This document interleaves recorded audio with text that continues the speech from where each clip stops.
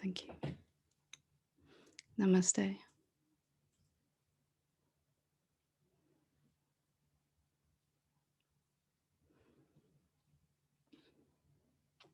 I just want to start by saying thank you for those beautiful words from Anne and from everyone. It was very, very touching. Thank you very, very much. And I really just absolutely deeply moved. So I'll stop talking about that before I start crying. We'll move on.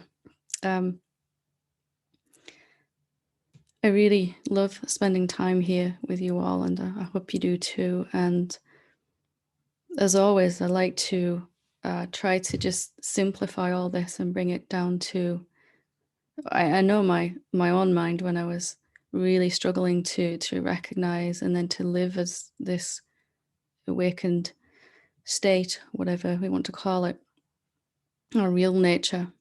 My mind was always trying to make it complex, really 27 stages before I could be myself. And could never quite get to the 27th. So I want to just try to bring it back to something very, very simple that's hopefully very accessible.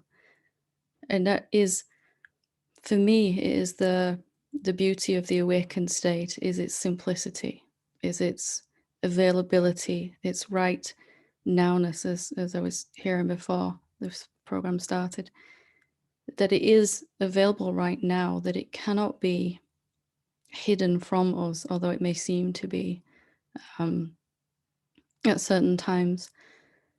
So I really just wanted to look this evening, this afternoon, wherever you are, at why it seems to be obscured and what can we do in this moment to, how can we change our orientation to this moment to begin to feel the peace that is our birthright. It doesn't need to be a necessarily very complicated thing. And for me, a major breakthrough was when I began to realize why I was feeling so disturbed on a regular basis. And it boiled down to a very, very simple thing, that I was, in any particular moment, to some extent, separating myself in two, dividing myself into two, really through trying to push something away that I didn't like or want.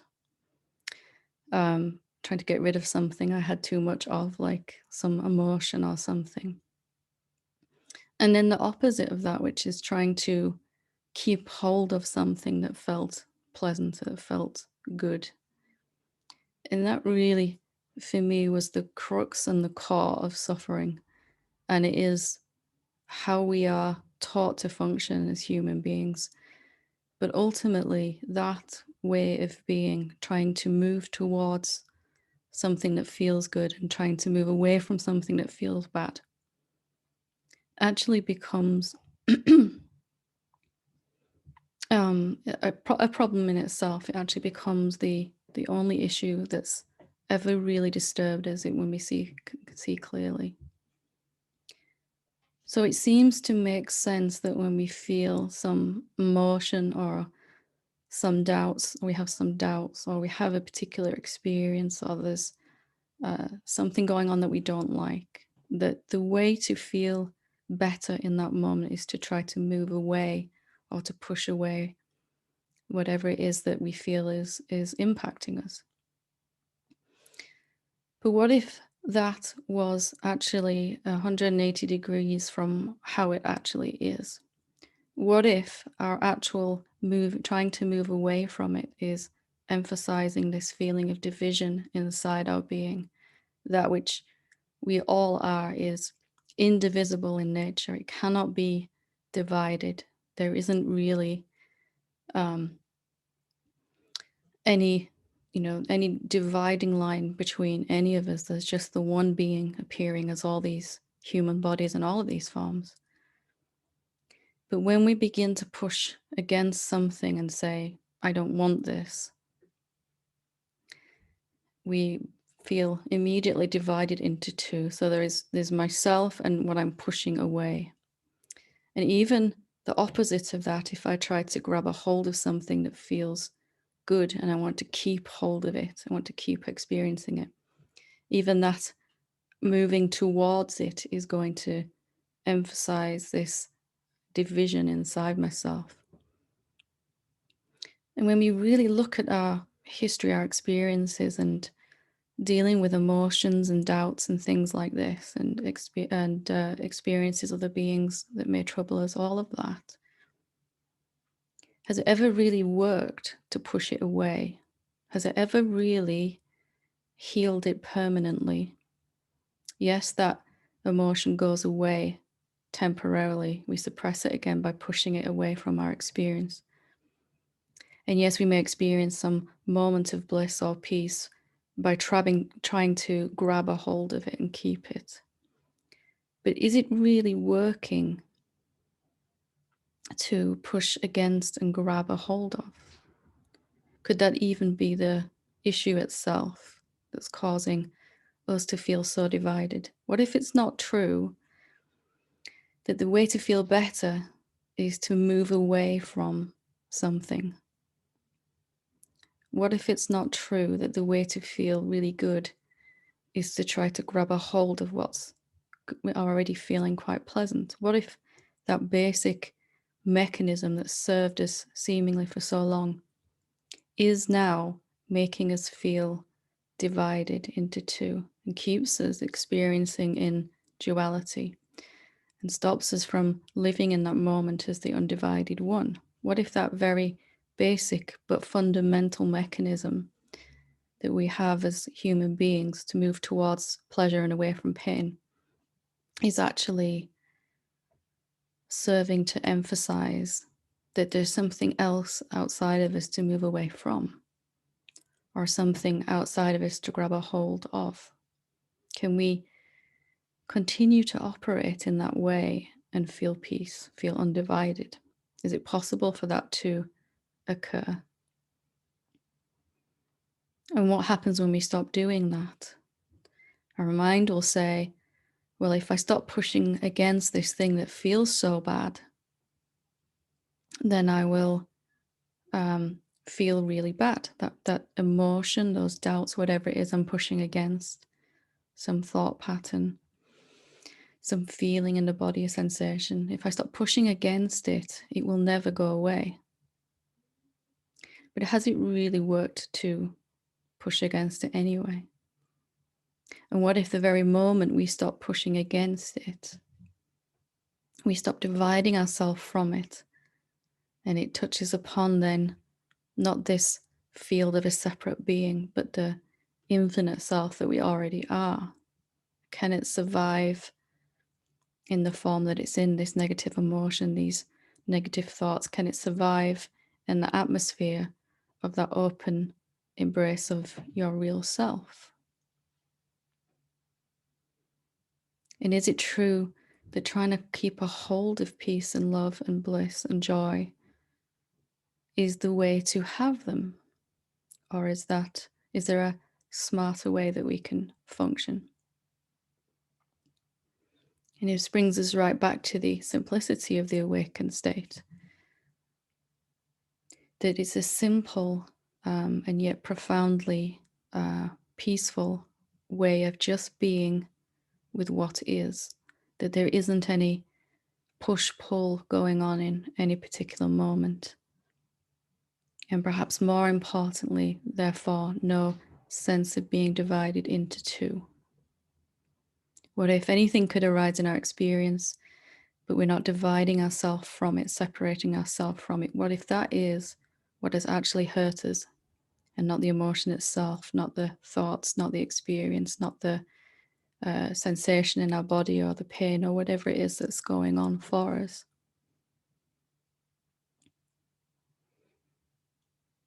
Has it really ever worked to achieve permanent peace, stable, unbreakable peace, to have this push-pull thing going on?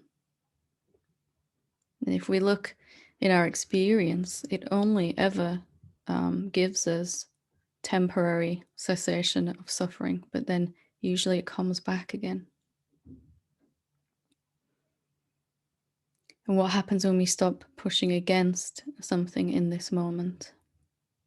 Is it like mind says? Is it like our mind says that we're going to suffer more if we stop doing this? Then this emotion is going to come and overwhelm me. And it's only my pushing against it that's saving me, says mind. But what if that's not true?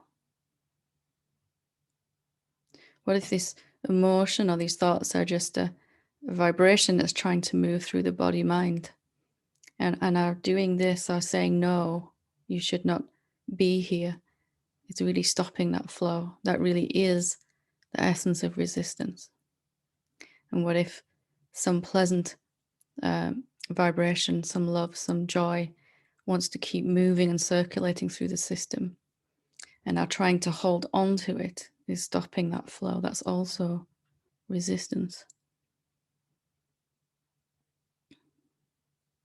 When I really figured this out, it was such a profound revelation for me. The way I've been going about my entire existence had never really brought me the results it had been promised. And we're all kind of promised, if you push against this thing, it will go away. That's the basis of all of our resisting, isn't it? And our lack of surrender. Well, if I surrender and stop pushing against this thing, it's going to stay, it's going to get worse, it's going to overwhelm me. What if the very opposite is what happens? Is there anything then, when you refuse to divide yourself from anything, to separate yourself from anything, by this very simple push-pull thing that we do, is there anything that can hurt you then? Anything that can affect you in a negative way? Does guilt have to feel bad? Does fear have to feel awful? Does shame even have to feel terrible if you're not pushing against it?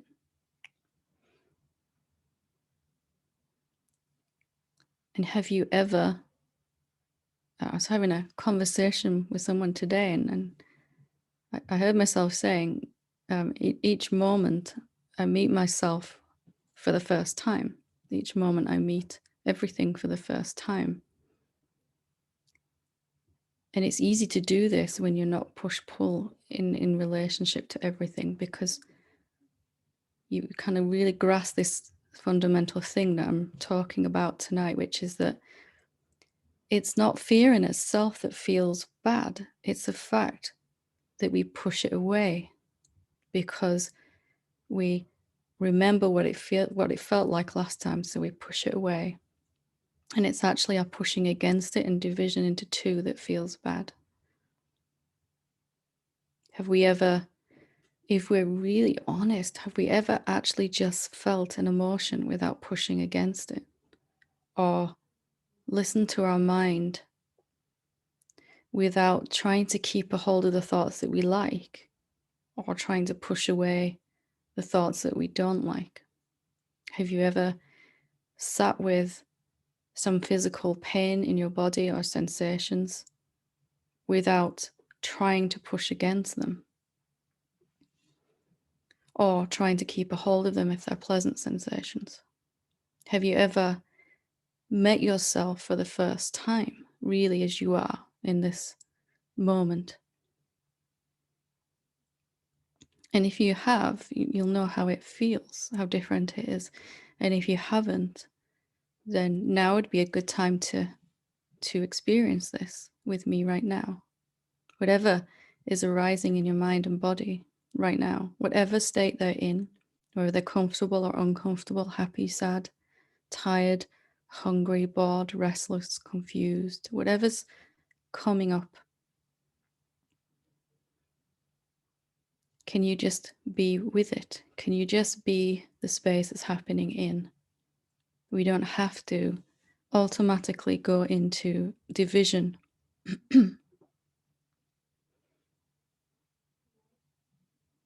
And maybe this is why peace feels so good, because you're not in relationship with peace when it happens.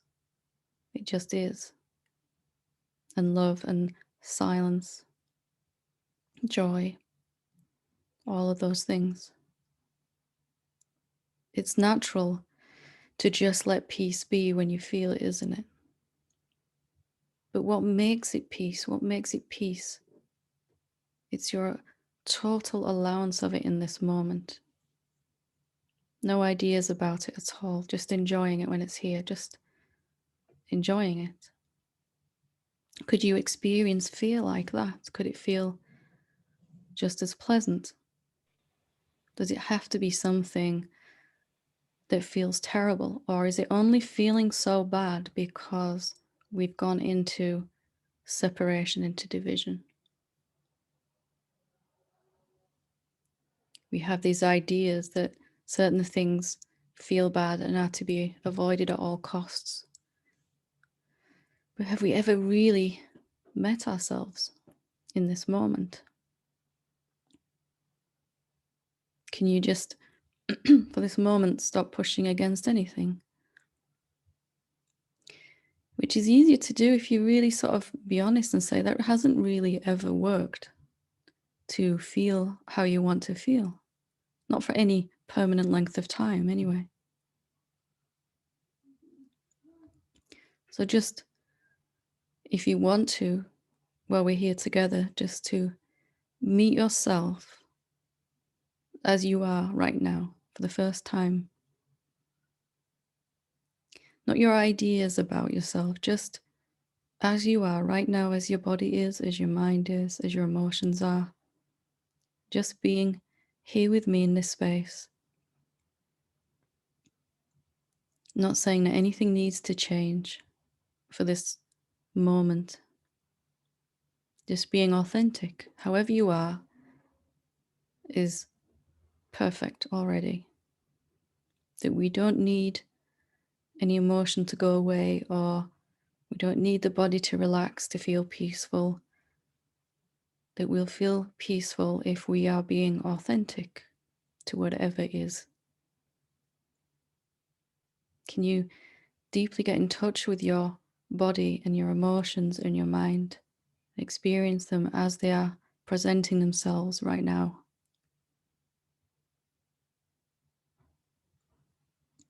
And yes, there may be things that you would like to change, and that's okay. But for this moment, let's just not push against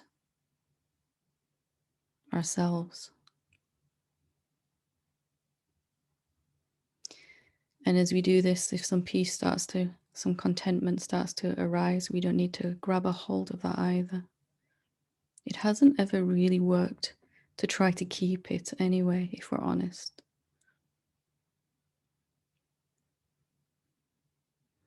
And strangely enough, when we stop trying to grab it, it tends to hang around. It tends to move in, to get cozy and just sit next to us. There is utter simplicity in just being with what is, with how you are right now. The simplest thing is always the most powerful and the most beautiful and the most available, that nothing about you needs to change for you to feel how you want to feel. The deep contentment and a deep silence begins to build as you just give yourself permission to be what you are already.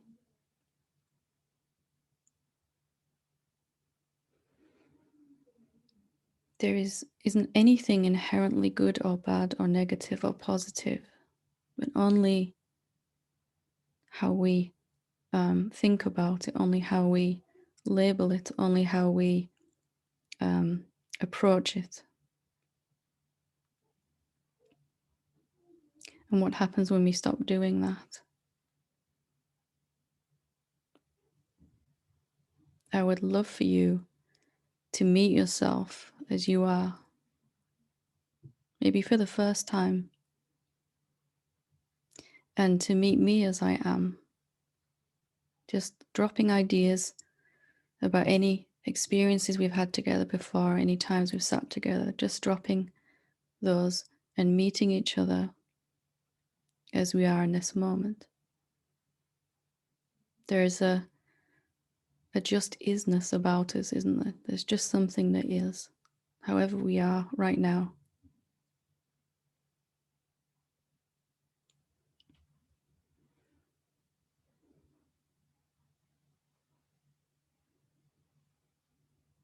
And of course, at some point, we might go back into some divided state out of habit.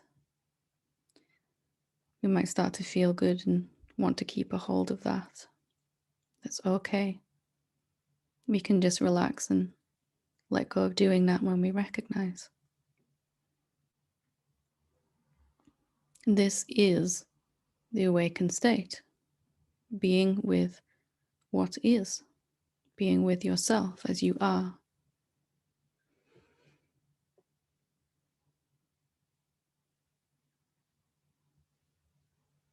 And it's not really even so complicated as am I awakened or not? Well, am I just being authentic right now? That's really all I can ever control, isn't it?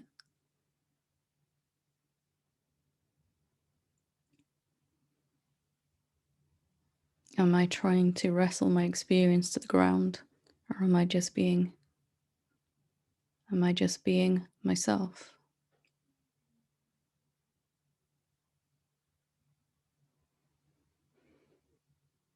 And as we just cultivate this habit of being as we are, our body and our mind and our life tend to become what we would want them to be anyway, to feel how we would want them to feel anyway, releasing any need to reject ourselves in this moment in any way at all. You know, if the self that you are says that you should be this way in this moment, do we really want to keep arguing with that? And is it working anyway? It never really did for me.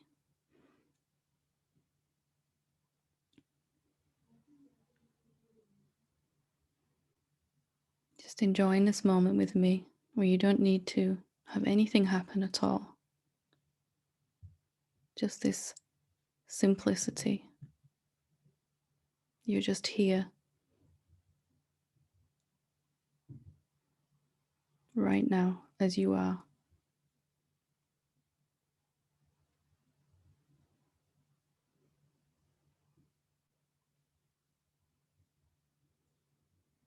And far from being something complex and 27 stages, it's just right here, isn't it? This. When I stop trying to reach awakening, I find I'm already there, paradoxically.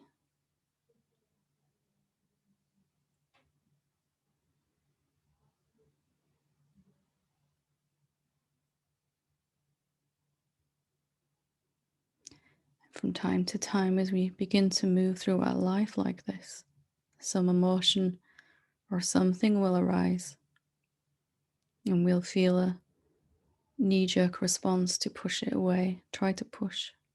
And that's okay, it's just an old habit. We're just replacing it with a new habit to be with whatever comes.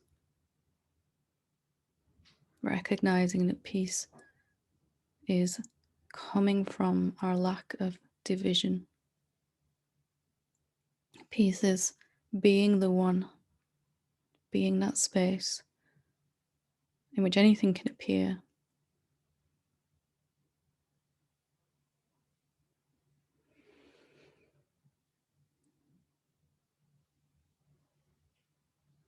Nothing has ever really hurt us except where we've separated ourselves from it. In that moment, then there is two. Where there was one.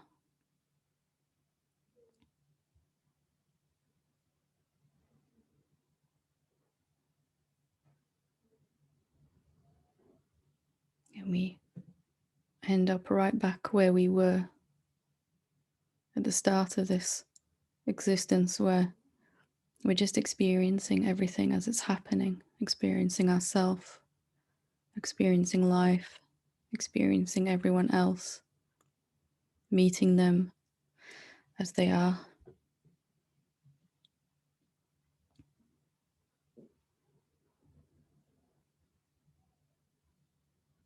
There's a newness, there's a freshness, there's a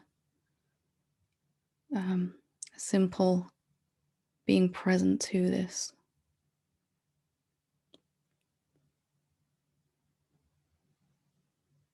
Can you move through your whole life this way?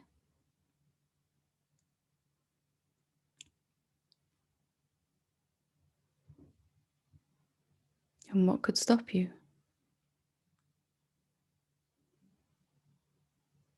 Could it be that each day you just simply spend more of your day not separating yourself from anything, noticing this push-pull when it happens, and gently stepping away from that, making a higher choice to live in a much more simple way?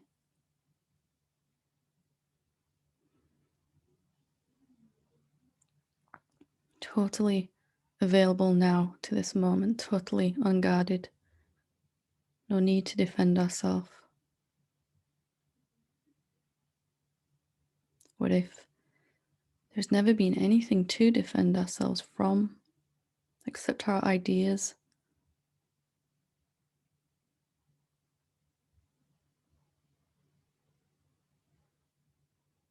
What happens when you just allow your body to feel whatever it's feeling?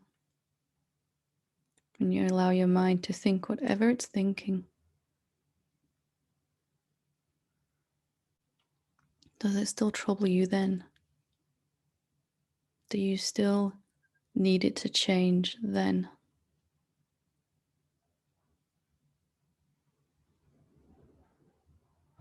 You can experience that the mind is just happening inside you and not to you. That the body is just happening inside you. Emotions are just coming and going inside you.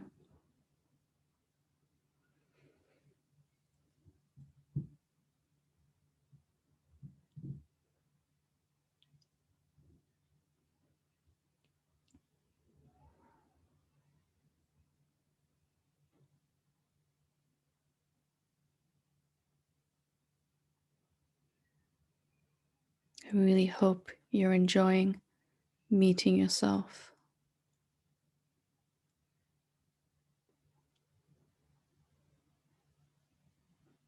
Have you ever really met yourself?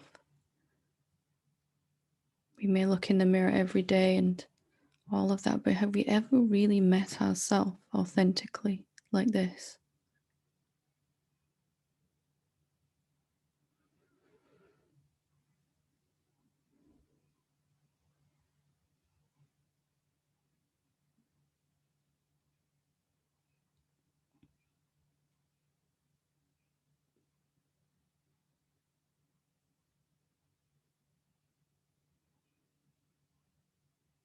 In every thought or emotion that arises, or contraction in the body,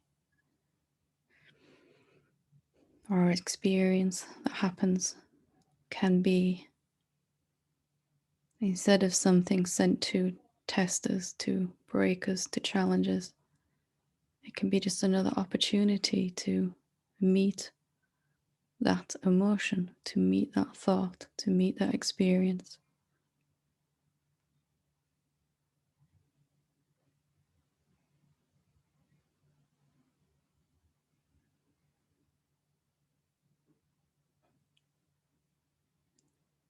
And when we stop pushing against the thing that we are trying to push away, becomes dissolved in this love, in this peace.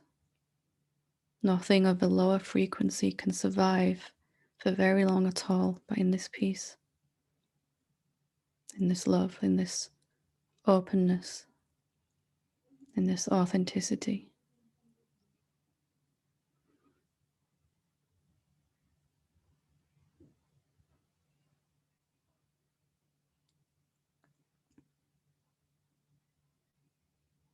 What if we've never really suffered from anything except for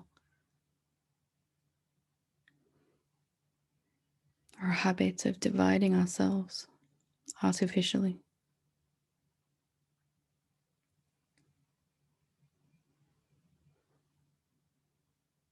Imagining there's two where there's really only one.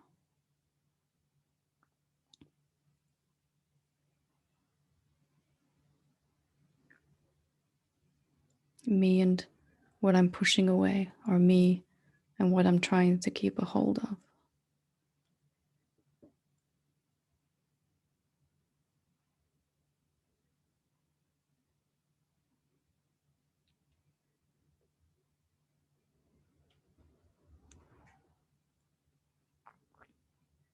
Can you ever really experience oneness if you're pushing against something?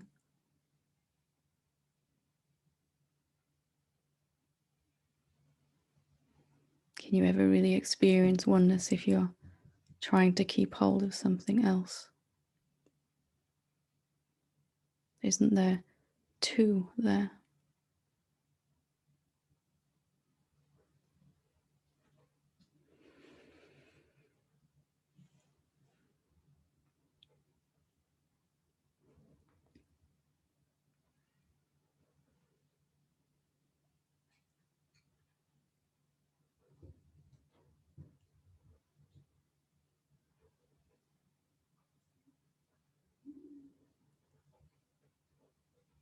How does it feel to meet yourself?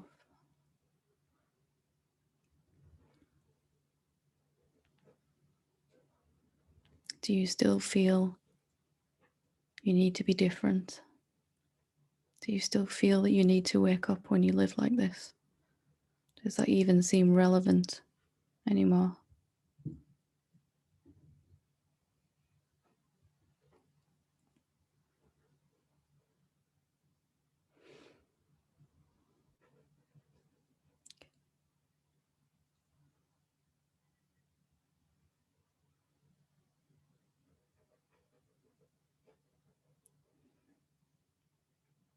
Because I wanted to save some time for so any questions or any comments or feedback that anyone has, or I'd love to hear your experience of meeting yourself, how different it feels. So if anyone wants to comment or to ask a question, feel free to raise your hand on Zoom.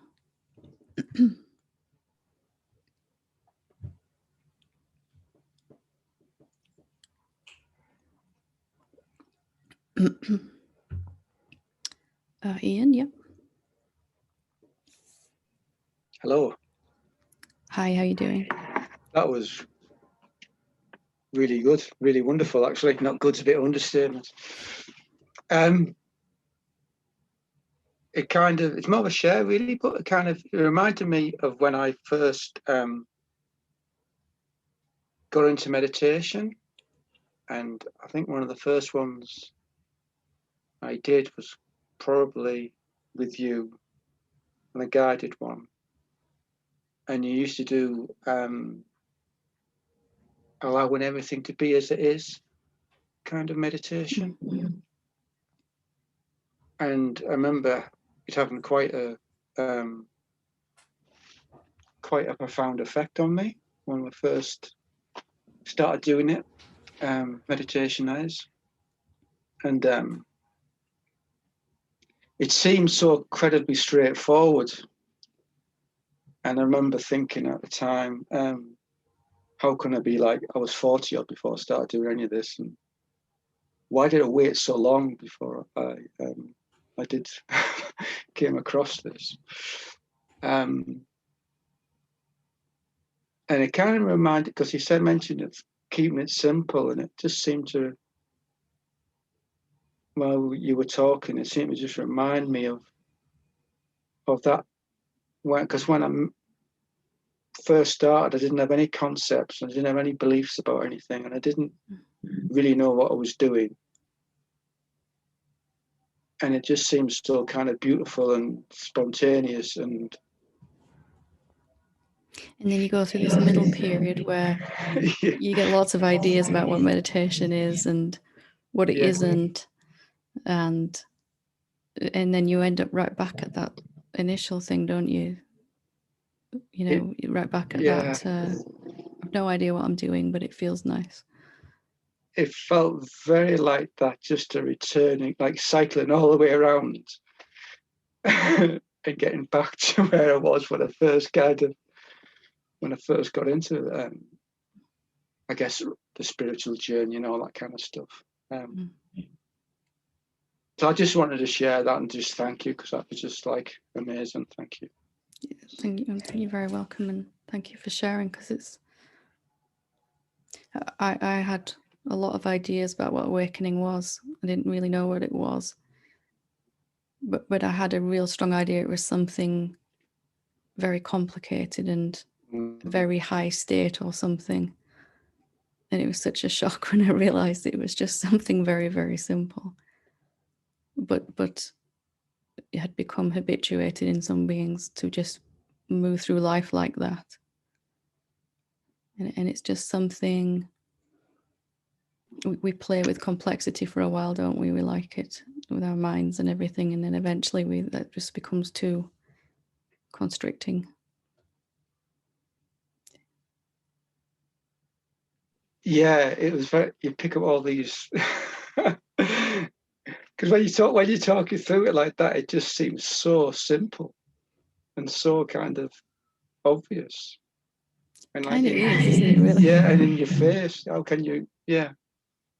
But thank you again. Thank you. You're very, very welcome. Thank you for sharing. I appreciate it.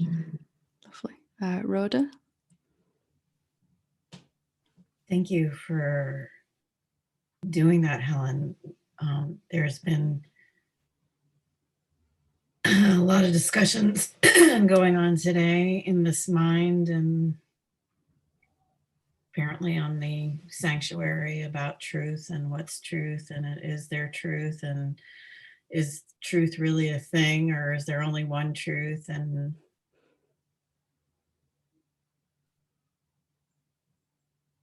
I don't know about any of that at this moment. All I know is that that was the simplest, most direct route home that I've ever felt. Thank you. I never found the answers to those questions either, what truth is. And I don't really want to now, in a weird way, which I'm sure you can understand. It's like, you could think about it forever, or you could just kind of slip back into this simplicity. There's just a very naturalness about it, isn't there, that's very available. It is the simplicity. It's so simple. So it just, yeah, not a lot of words for how simple that is, but the simplicity was quite astonishing. Thank you for sharing that. You're very, very welcome, and I'm glad you enjoyed it. And it was revolutionary when I realized that it's not anything that's arising in my mind and body that really feels bad inherently or good. It's what I'm doing with those things, isn't it, that's making me suffer or not in any particular moment. And when you really grasp that, it's right back in your control again then, with how you feel in any moment, because you can't control what thoughts are coming up or emotions in that way, and you don't need to. I mean, your mind is probably thinking during that session, but it just does not really matter, does it, if it's thinking in that, in that way? There's nothing that's trying to get rid of it anymore. It's just how your mind's thinking. That's all. It's not bothering you in that same way because you're not pushing against it. Wonderful. Enjoy. Lovely. Thank you for sharing that. Wonderful. Okay. Would anyone else like to share anything? Or Ask a question.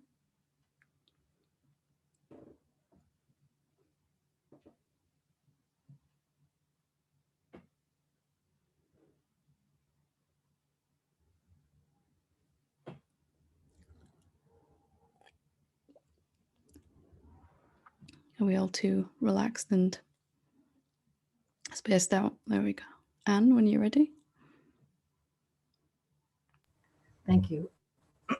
Thank you for your lovely words before. Oh, absolutely. Let me just change something.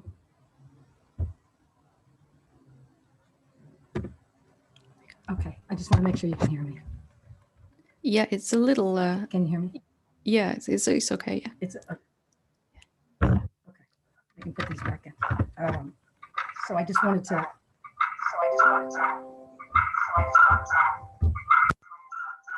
I'm sorry. Get out of that. I apologize for that. I just wanted to thank you for, and as was said by both Ian and Rhoda, how direct that is. And so I can hear, mind's protestations that it just can't be this simple. It's only available, when you're with someone like, Helen, who can hold the field, and there's a Buddha field, and I can hear all that. And as you just so, surprise, put so well, I don't care about that. I hear all that as you're guiding us. And yet what there is just, there's this huge desire to just be with what feels so much more real. And I guess the question that arises is that I've been in other meditations with you where sometimes you kind of turn right around and look right at that, just kind of be with that, with the whatever the words are, without picking the favorite word of the day. Yeah. And kind of opening what is that? And what I've heard you, or at least how I've interpreted your asking the question is, of course we're not asking mind, and we're not even necessarily asking heart, or whatever the source of the knowingness would be. But there's something about just opening to that utter mystery and not knowing and becoming more and more, I guess it's comfortable or okay with the not knowing, as we kind of lean in so as I'm describing this, part of it sounds like a doing, and yet when I'm doing it doesn't feel like a doing. Kind of is a slight doing, isn't it? If there's a little bit of effort isn't the right word, but a little bit of vigilance not to or to be more open. There is a little doing at first, isn't there, until it's a habit, Yes, and I guess that's what I wanted to ask about, is want to back way off of the doing, and yet but I like how you put it, there is a little bit of intent there, or a little directional energy. And I just wondered if you could say a little more. So I don't know how to ask a question, but I do know that that's the subject. And I would love it if you could talk a little more about that, if that makes sense. About asking the question in particular, or just give me a little bit more as to. Sure. Just the looking right at it, not from a place of needing to know and not knowing, but more just this curious, discover, open, kind of like lean over, like when you're, I don't know if you've ever been to the Grand Canyon or somewhere, and it's so big and something in here wants to just lean over and just kind of, it feels kind of pulled towards being with it. And yet at some point the thought comes in that there's kind of an and that wants something. And while I can let all that go, I just wonder if you can speak to that that space of kind of awe and wonder, and yet there is a wanting to know too. I mean, that is there. It's not the primary driver, but it's part of the gestalt. Yeah, it's for me there was an evolution in how I wanted to know it. Like it had been enough to experience what I really am, and then to think about it, to think about it and feel better, because I was thinking better thoughts about myself. I was thinking that I am the self and all of that, But then there's just this deep hunger, curiosity. I just had to lean right over, as you were saying. I just had to experience it in its. I began to realize that I was never going to know it that way by thinking about it, and then there was no way for mind, through no fault of its own, but no way for mind to really recognize that, or that it was never going to feel as good as actually directly experiencing it. And the way to directly experience it became clearer that if I just don't know what it is, it suddenly seemed to be there in my experience. And the more I knew about it being me, the authentic me, but not something out there, but it was like taking a step back from that edge, the more ideas I had about it. And then it was just a memory. I couldn't see it anymore. It was just coming from memory. It wasn't alive. It wasn't real. It wasn't, there's naturally this urge that grows to not be satisfied with anything else than just being okay with the mystery of it, that you can never you can never know it in that traditional way of, now I know what that is, to form a conclusion like we're taught to do. And that for the rest of your life it will be revealing itself in an ever more profound way that becomes more fun than any ideas you could have about it, and that's a beautiful thing when it happens inside, isn't it? Because there's just this open, it felt like I'd been starving to death and somebody finally given me something to eat, or I hadn't, been 3 days in the desert without water, and suddenly there's this cold, refreshing water or something. I'm sure you get what I mean by that. Yeah. So what I hear you saying is, and how you're describing so aptly, is that there is a longing, that there is a desire. Yeah, absolutely. And yet it's not really for anything, but it's just the so it's allowing oneself to be led by that desire without closing around getting it. Is that and maybe what it means, or what it could mean, or how I got there, or how to stay here? It's just letting go. And the more you do that, the more delicious it becomes, the more encouraged you are to let go further. And it's not the disaster that mind predicts it is, by letting go and just experiencing.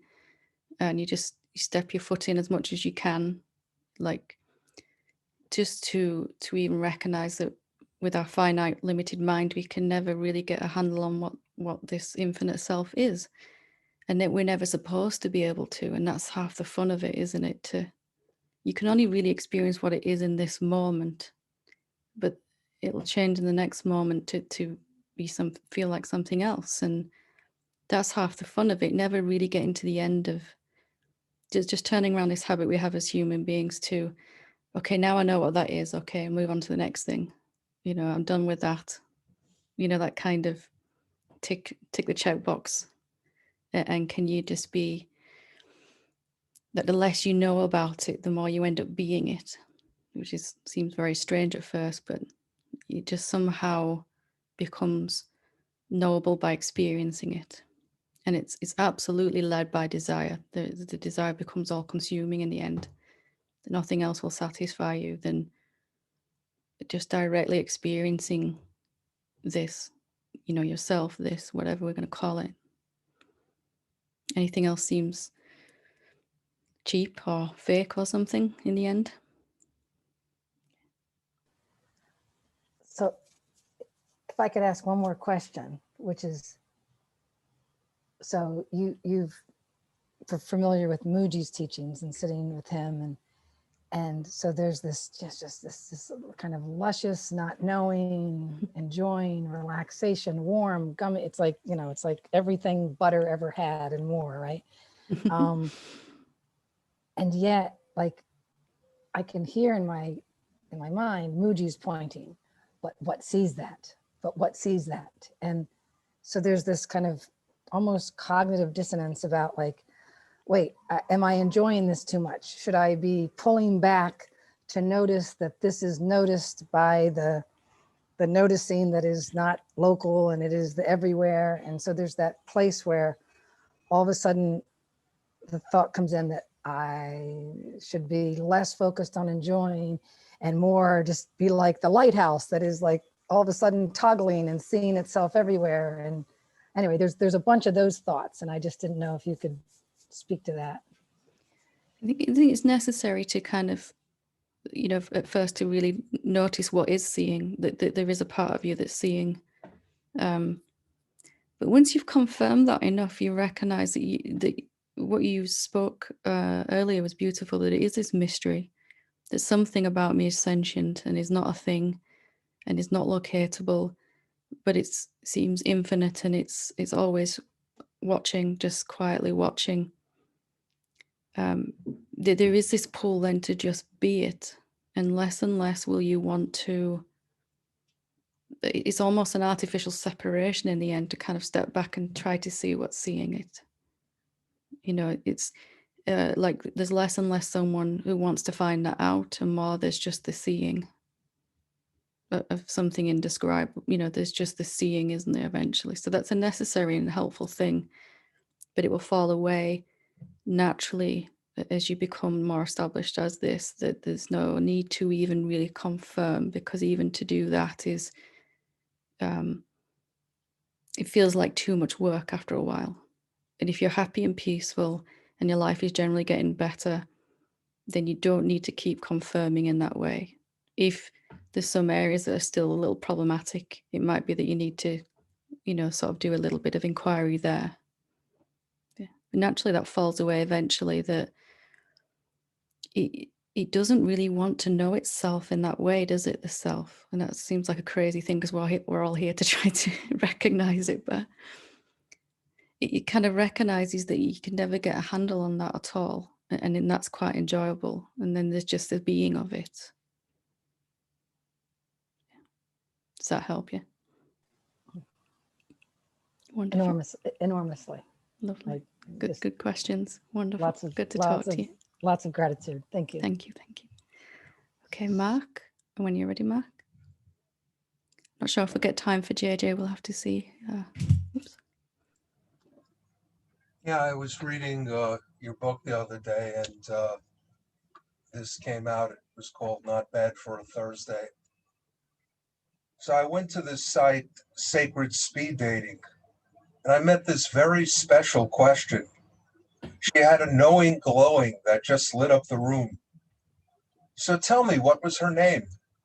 Nancy Newmanon. She was quiet but not shy. She was everything I ever wanted in a question. As a matter of fact, I got lucky. She took me to places I had never been. She even showed me what I really am. On the first date, no less. Wow. She is a wow. Does she have a friend? Yeah. Wendy, what am I? So how did you leave it with her? I gave her a box of moonlight and the sweet peace that passeth all understanding. God made us a hot cocoa, tucked us in, and placed a kiss on our foreheads. That's not bad for a Thursday. Lovely.